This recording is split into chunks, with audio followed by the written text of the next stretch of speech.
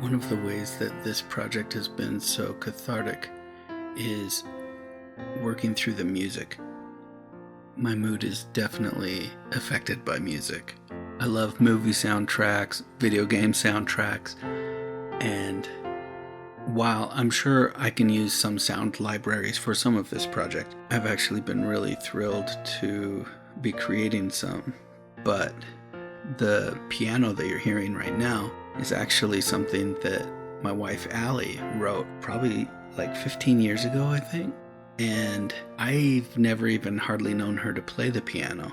We've been married for 10 years. So this is all something from her past that, since we don't own a piano, I've just never really seen her around one, not in a setting where she just sat down and started playing like that. So about a year ago, I was working through some of the ideas about the soundtrack for Luna Lightstitcher, and Allie said something about, hey, I wrote this a while ago, like before I ever knew you, and you totally have my permission to like take it and run with it. If it gives you an idea and you want to like change it or whatever, just see if it works for something in your game.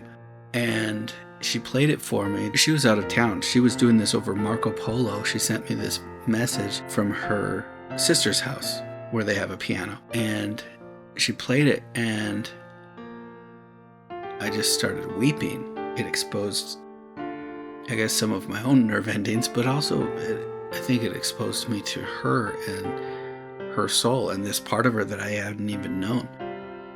To know that this was something in her heart that she was writing, years before we met. And so after talking about it a bit more, I got a keyboard MIDI controller and I asked her to record some.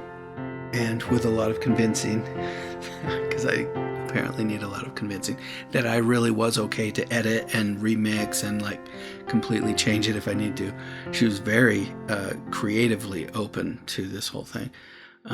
So once I was convinced that I was okay, I started really reworking it, and I'm so excited to show you what we've got so far.